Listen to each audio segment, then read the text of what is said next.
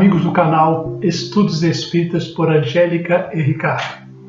Sejam todos bem-vindos, esperando que vocês estejam bem em suas casas, usando máscaras e pedindo ao Senhor não a isenção das nossas provas, mas força para vencê-las, pois a vida é felicidade e façamos por merecê-la. E nada melhor que orarmos em conjunto a oração que Jesus nos ensinou.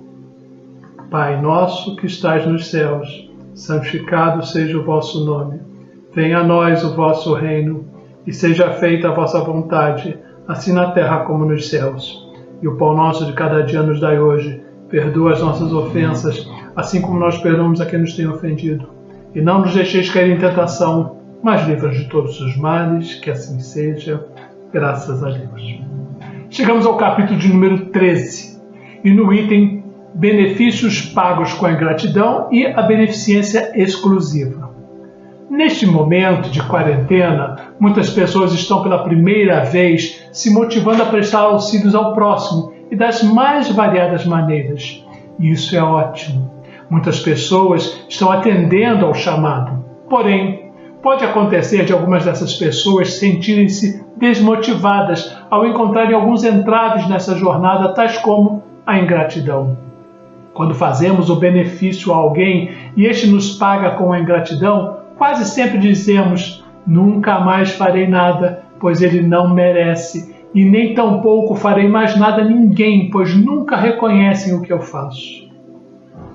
No Evangelho segundo o Espiritismo, nesse capítulo, nos fala, aspas, que deve-se pensar dos que, recebendo a ingratidão em paga de benefícios que fizeram, deixam de praticar o bem para não topar com os ingratos.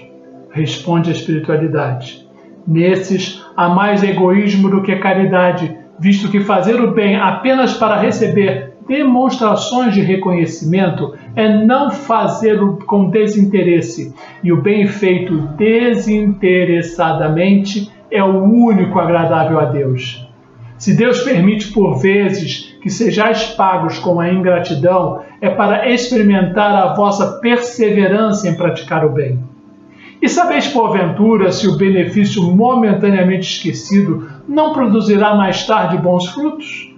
Tende a certeza de que, ao contrário, é uma semente que com o tempo germinará. Além disso, também por vós mesmos tereis trabalhado, porquanto granjeareis o mérito de haver feito bem desinteressadamente e sem que as decepções vos desanimem.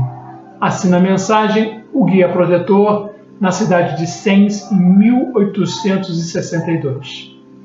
Cabe aqui já somarmos o conceito de beneficência ao nosso estudo, conforme está escrito neste capítulo no Evangelho segundo o Espiritismo. Lá podemos ler que é acertada a beneficência quando praticada exclusivamente entre pessoas da mesma opinião e da mesma crença? Responde a espiritualidade no Evangelho. Não, porque precisamente o espírito de seita e de partido é que precisa ser abolido, visto que são irmãos todos os homens. O verdadeiro cristão vê somente irmãos em seus semelhantes e não procura saber antes de socorrer o necessitado qual a sua crença ou a sua opinião, seja o que for. Obedeceria o cristão, porventura, ao preceito de Jesus Cristo, segundo o qual devemos amar os nossos inimigos, se repelisse o desgraçado por professar uma crença diferente da sua? Socorra-o, portanto, sem lhe pedir contas à consciência, pois, se for um inimigo da religião, este será o meio de conseguir que ele a ame. Repelindo-o, faria com que ele o odiasse. São Luís nos deu essa palestra em Paris, 1860. Já recorrendo ao dicionário, vamos verificar o verdadeiro sentido da palavra beneficência, que vem do latim beneficentia. É a ação de beneficiar, é a caridade, é a benevolência, é a prática do bem, é a filantropia. Poderíamos, portanto, sintetizar essa palavra simplesmente por caridade, e sendo a caridade a mais sublime virtude que um ser pode desenvolver, visto que ela nada mais é do que o amor em ação, isto é, o amor a serviço do bem. Não poderíamos entender jamais um ato de caridade atrelado a qualquer exigência, como, por exemplo, o tipo de seita, de crédito, de partido, de credo, no qual o favorecido precisasse estar inserido.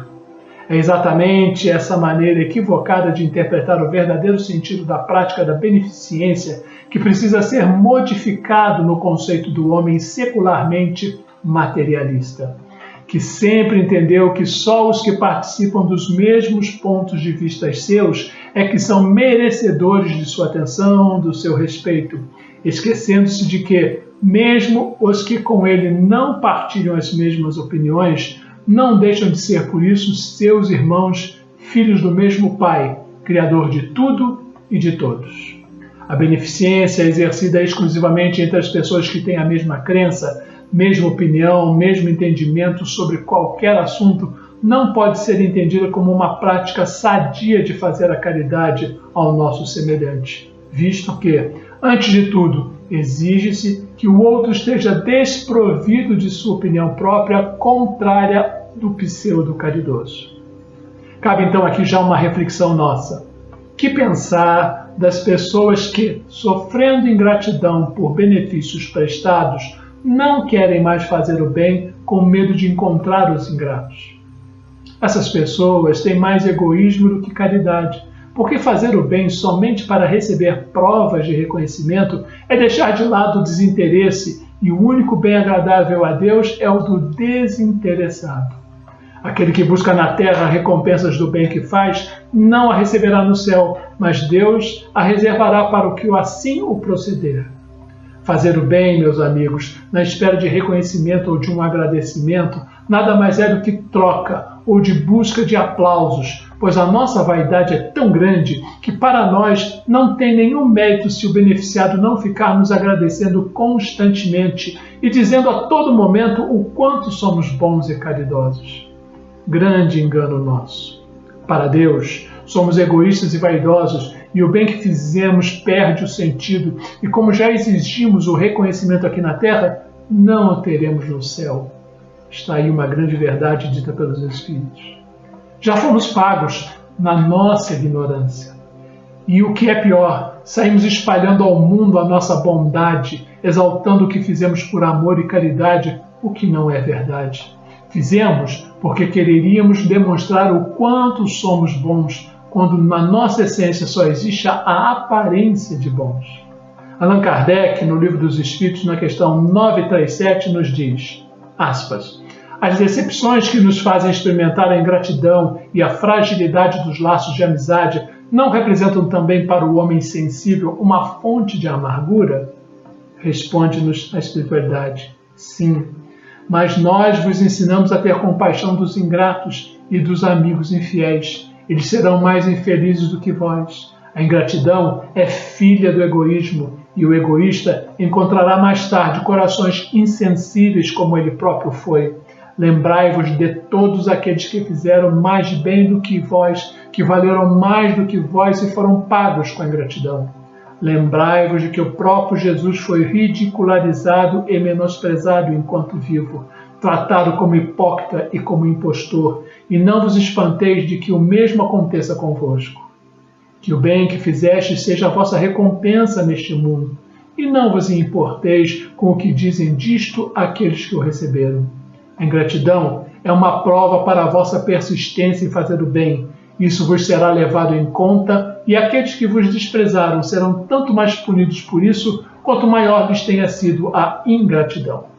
Já na questão 938, Kardec pergunta, as decepções causadas pela ingratidão não serão motivos para o endurecimento do coração, fechando-o à sensibilidade? Responde-nos a espiritualidade, isso seria um engano, pois o homem sensível, como dizes, fica sempre feliz pelo bem que faz. Ele sabe que, se este bem não é lembrado nesta vida, sê-lo-á numa outra, e que o ingrato terá vergonha e remorsos por isso. Na 938a, Kardec questiona, esse pensamento não impede seu coração de ser ferido? Ora, isto não pode fazer com que nele nasça a ideia de que seria mais feliz se fosse menos sensível? Sim, se ele preferir a felicidade do egoísta. Que triste felicidade é essa, nos responde a espiritualidade. Que ele saiba, portanto, que os amigos ingratos que o abandonam não são dignos de sua amizade e que ele se enganou a respeito deles. Assim sendo, não deve lamentá-los. Mais tarde, encontrará outros que saberão compreendê-lo melhor.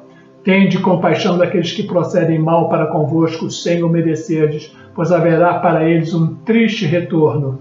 Mas não vos aflijais por isso, é o meio que vos colocardes acima deles, nos responde a espiritualidade. Nunca houve um momento em que a gratidão estivesse tão presente como nos dias de hoje, em plena pandemia. Existe uma antiga lenda judaica que fala de um homem que sofreu de ingratidão, que pode nos fazer refletir se estamos sendo ingratos com alguém. Na história, ele fora condenado à morte e ia ser apedrejado. O carrasco jogava neles grandes pedras, e o réu suportou o terrível castigo em silêncio, nenhum grito. Na sua condição compreendia que a desgraça havia caído sobre ele e que seus gritos de nada serviriam.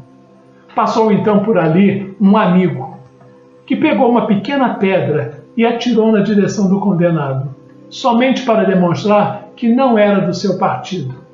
O pobre condenado, atingido pela diminuta pedra, deu um grito estridente. O rei, que a tudo assistia, ordenou que um de seus lacaios perguntasse ao rei por que ele gritava. E o réu respondeu, quando atingido pela pequena pedra, depois de haver suportado sem perturbar as grandes pedradas levadas. As pedras grandes foram atiradas por homens que não me conhecem, por isso me calei. Mas a pequena pedra foi jogada por um homem que foi meu companheiro e meu amigo, por isso gritei. Lembrei da sua amizade nos tempos da minha felicidade. E agora vi sua felicidade quando me encontro na desgraça. O rei, compadecendo-se, ordenou que o pusessem em liberdade, dizendo que mais culpado do que ele era aquele que abandonava o amigo na desgraça. A lenda nos dá a nota de quanto dói a ingratidão de um amigo nosso. Naturalmente, quanto mais estimamos e confiamos em alguém, mais nos atormentará a sua ingratidão.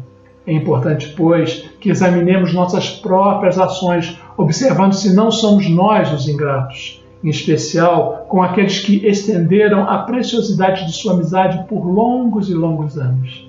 Se alguém te retribuiu com a ingratidão o bem que doastes, não te entristeças. É melhor receber a ingratidão do que exercê-la em relação ao próprio. No Evangelho segundo o Espiritismo, Agostinho nos ensina que, de todas as provas, as mais duras são a do coração, sendo a ingratidão um dos frutos diretos do egoísmo. Belas palavras. É realmente no coração onde ela mais se manifesta, e deve ser ali também sede abstrata do amor que o homem deve encontrar as forças para superar os impactos que sofre, evitando a amargura, a mágoa e o ressentimento, poderosos venenos da alma e, na maioria das vezes, origem de tantas perseguições e de ódios centenários que as casas espíritas conhecem em suas reuniões de assistência espiritual. Quando fazemos algo para ajudar alguém, por mais simples favor que seja, estejamos quase sempre esperando receber uma gratidão em retorno. Isso é normal para qualquer um de nós, pois as pessoas são criadas desde pequenas com o ensinamento de que sempre que receberem um gesto de auxílio, devem agradecer. E não há problema nisso. O erro está em fazer o bem esperando algo em troca. Começamos pelo simples fato de que sempre nossos pensamentos e ações envolverem uma expectativa, isso já está errado. A expectativa antecede a ansiedade, e ambas são contrárias à paciência. Diversas vezes ouvimos que alguém será castigado por Deus por sua ingratidão. Afinal, isso é verdade? Deus, em sua infinita sabedoria, seria um ser vingativo que busca punir a todos, não importando a causa, desde que esse tenha atingido a sua vontade? Onde entraria então o livre-arbítrio? A lei de causa e efeito é clara quanto a isso, porém seria Deus uma máquina que não pensa e apenas aplica uma lei simplista sem diversas variáveis a contar? Num segundo momento, erramos e muito quando fazemos o bem esperando algo em troca, como já dissemos. Quando agimos dessa maneira, estamos vendendo a caridade que deixa de ser caridade e passa a ser uma prestação de serviços. Fazer o bem é agir exclusivamente pelo desejo de servir, de ser útil ao próximo, exatamente como Jesus destacou ao dizer que o Filho do Homem veio para servir e não para ser servido. A ingratidão, que é o desapreço, apresenta-se como grave imperfeição da alma que deve ser corrigida. Belíssima frase da veneranda Joana de Anjos no livro Jesus e a Atualidade. Novamente vamos fazer uma reflexão. De todas as vezes que eu fiz algo, alguma coisa em benefício de alguém, quantas vezes será que eu fiquei resmungando? Você ainda vai bater na minha porta novamente, pensamos. Ou então, você não perde por esperar. Ou pior ainda, fiz tudo por ele e ele não soube dar valor. Quantas vezes você fez alguma coisa confiante de que isso será considerado a seu favor diante de Deus? Já pensou nisso? Quando fazemos uma boa ação e alguém nos responde com ingratidão, por que deveríamos ficar chateados se não estamos esperando nada em troca? Se a outra pessoa deseja agir com a ingratidão, essa é uma decisão dela, a qual ela própria terá que conviver com as consequências. Porém, quando levamos isso para o lado pessoal, quem está errando somos nós, ao não praticar o bem da forma desinteressada conforme nos pede o Evangelho. Portanto, todas as vezes que alguém lhe oferecer a ingratidão, repita nos seus pensamentos: Senhor, eu fico feliz em servir e ser um instrumento para que o auxílio chegue aos necessitados. Que um dia todas as pessoas que recebem as tuas bênçãos possam ser gratas por direcionarem os teus trabalhos até elas. Belas palavras da espiritualidade. Os melindres, os desentendimentos, as decepções surgem quando cobramos amizade, respeito, compreensão, consideração daqueles aos quais eventualmente tenhamos beneficiado. Vamos a perder gratificantes oportunidades de servir porque vendemos muito e doamos pouco, no empório de nossas ações. Dito isso, entendemos que Deus, em sua infinita bondade, estende inclusive ao ingrato e ao filho rebelde as possibilidades de uma mudança. E nós, como devemos nos portar diante da ingratidão alheia? Jesus nos ensinou a amar sem esperar nada em troca, assim como Deus nos ama. Isso não é algo que deva ser representado por nós mesmos nem repreendido, já que alguns dias ainda erramos, e isso quando continuamos errando todo dia. Quem cobra gratidão é mero vendedor de benefícios. O que seria do cristianismo se Deus, magoado com a ingratidão dos homens e com a multidão que o insultara, com amigos que o abandonaram, com os discípulos que se acovardaram, recuassem ao comparecer ao colégio apostólico? Criticou Jesus e os seus adeptos? Nada disso. Jesus simplesmente os saudou. O Mestre demonstrou em inúmeras circunstâncias que se o amor persevera, o ingrato acabará defrontando-se com a própria consciência, que lhe imporá irresistíveis impulsos de renovação. A terra lhe dá dessa forma as primícias da felicidade que lhe está reservada no mundo dos espíritos, onde tudo será amor e benevolência. É um gozo recusado ao egoísta. Citando Joana de Anjos no livro Momentos de Felicidade, ela nos diz: se te amarguram as horas de tranquilidade, as ingratidões dos que olvidaram a mesa feliz dos teus afetos, não te deixes avinagrar. O ingrato é alguém que enfermou. O ingrato é um coração que se deixou enlouquecer. Ninguém transita pelos rumos da terra sem sorver a taça da ingratidão. Ingratidão que desde ontem aparece e reaparece em todas as vidas. Fala-nos belíssimamente a irmã Joana de Anjos. Ainda citando a veneranda agora no livro Jesus e Atualidade, ela nos diz: no dia a dia da tua vida faz o mesmo, orando ao Celeste Pai em favor dos que se tornaram difíceis de suportar, tendo cuidado, entretanto, de no exame da ingratidão dos outros em relação a ti, não te fazeres ingrato para com eles. Jesus e Atualidade. Temos que muito pensar. E por fim, vamos citar o poema da gratidão de Amélia Rodrigues, no livro Sol de Esperança. Em seus versos, Amélia nos convida a uma nova forma de sentir e viver a vida, se não vejamos. Obrigado, Senhor, pelo meu lar, o Recanto de Paz, escola de amor e mansão de glória. Obrigado, Senhor, pelo amor que eu tenho e pelo lar que é meu. Mas se eu sequer nem um lar tive ou teto amigo para me aconchegar, nem outro abrigo para me confortar, se eu não possuir nada senão as estradas e as estrelas do céu, como leito de repouso e o suave lençol, e ao meu lado ninguém existir, vivendo e chorando sozinhos ao léu, sem alguém para me consolar, direi ainda, obrigado, Senhor, porque te amo e sei que me amas, porque me destes a vida jovial, alegre, por teu amor, sou favorecida. Obrigado, Senhor, porque nasci. Obrigado porque creio em ti, porque me socorres com amor, hoje, agora e sempre. Obrigado, Senhor. Diante do exposto, meus irmãos, fica muito mais fácil compreender o porquê da máxima do Espiritismo fora da caridade não há salvação, pois só a caridade bem entendida no seu mais puro conteúdo moral pode engrandecer qualquer ato de bondade que possamos empreender em favor de quem quer que seja, buscando através dos nossos atos, de nossas atitudes, de nossas palavras, mostrar sinceramente ao nosso possível beneficiário que desejamos simplesmente ter o prazer de lhe ser útil. Lembremos-nos, queridos irmãos, este é um mundo de provas e expiações. Conheça bem a si mesmo, para que a ingratidão do outro não o afete, o seu estado mental interior, e modifique quem você nasceu para ser.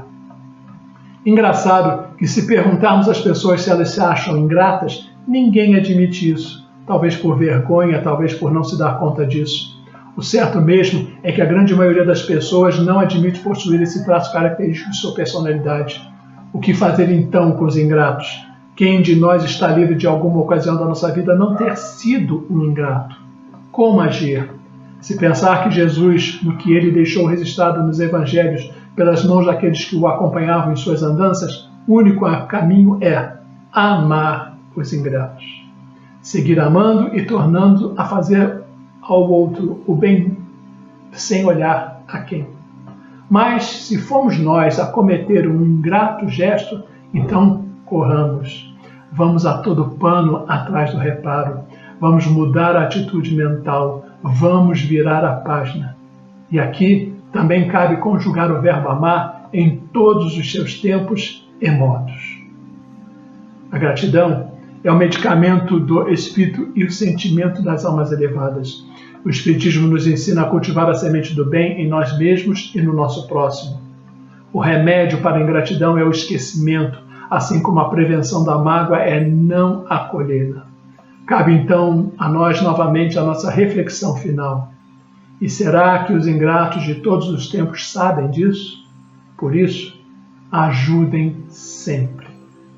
Cora Coralina, no belo poema Semeando Otimismo, nos diz: procuro semear otimismo e plantar sementes de paz e de justiça. Digo o que penso com esperança, penso no que faço com fé, faço o que devo fazer com amor. Eu me esforço para ser cada dia melhor, pois bondade também se aprende. Mesmo quando tudo lhe parece desabar, cabe a mim decidir entre rir ou chorar, ir ou ficar, desistir ou lutar, porque descobri no caminho incerto da vida que o importante é o decidir.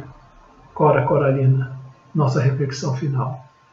Vamos fechar novamente os nossos olhos e pedimos ao Pai que harmonize o planeta e a humanidade que passa por momentos tormentosos, que se harmonize os locais de dor e sofrimento como hospitais e lá os profissionais da saúde, aos albergues, creches, presídios e asilos, bem como todos os segmentos religiosos, assim como a nossa casa espírita.